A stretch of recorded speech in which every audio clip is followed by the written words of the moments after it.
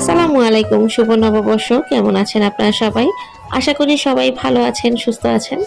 তো আজকের দিনটা অন্যান্য দিনের তুলনায় একটু ভিন্ন হতে যাচ্ছে।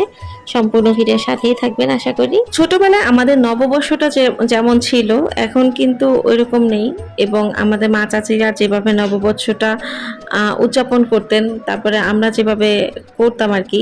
নববর্ষটা আমাদের জন্য ঈদ ছিল।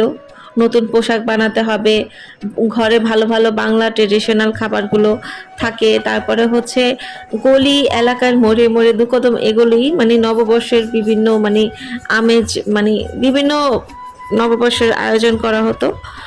তো এখন ওইসব নেই, তবে আস্তে আস্তে যতটুকু জানতে পারলাম যে নববর্ষ পালন করা আমাদের ইসলামে জায়েজ নেই। তো যখন থেকে আমি এটা শুনেছি তখন থেকে আস্তে আস্তে এটার থেকে আমি বেরিয়ে আসার চেষ্টা করছি। আসলে চেষ্টা করলে সবই সম্ভব। আমি কিন্তু এখন আর আগের মতো নতুন পোশাক বানাতে হবে, ঘুরতে হবে, নববর্ষ পালন করতে হবে এইরকম কোনো কিছু নেই।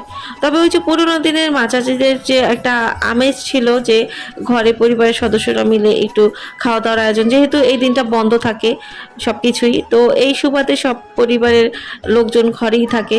তো সেই সুবাদে একসঙ্গে একটু খাওয়া দাওয়া হয়, যেমন পান্তা, ইলিশ ভর্তা এগুলো। তো এই আমেজটা একটু রয়ে গেছে, তাছাড়া আর কোনো কিছুই নেই। তো আজকে আমার ননদরা, তারপরে আমার দেবর ছিল, তো সবাই মিলে একটু ভর্তা ভাত, বৈঠা ভাত করেছি।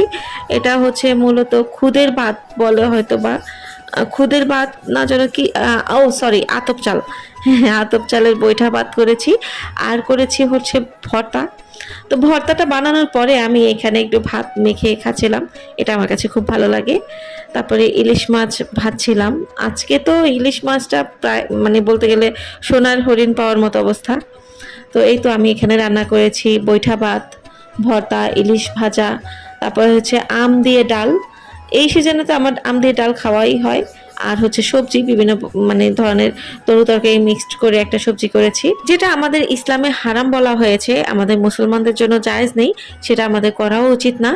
তবে আমাদের বন্ধের একটা দিন, পরিবারের সদস্যরা যেদিন একত্রিত হই সেদিন ঘরে খাওয়া দাওয়ার একটা আয়োজন করা, সেটা আলাদা বিষয়। আজ এখানেই বিদায় নিচ্ছি। আল্লাহ।